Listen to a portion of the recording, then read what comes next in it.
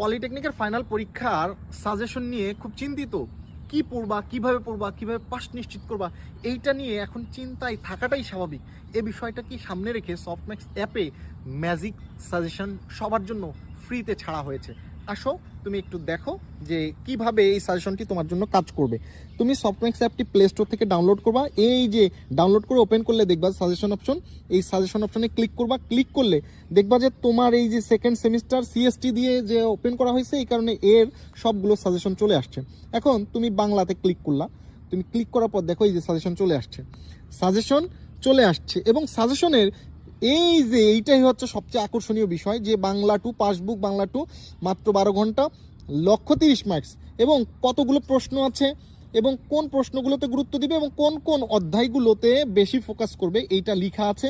এবং কিভাবে তুমি সময়টাকে সাজাবে, এইভাবে যদি পিওরলি তুমি এই পড়াশোনার জন্য সময় দিতে পারো, তাহলে ইনশাআল্লাহ তুমি অল্প সময়ে একটা রিভিশন দিবে।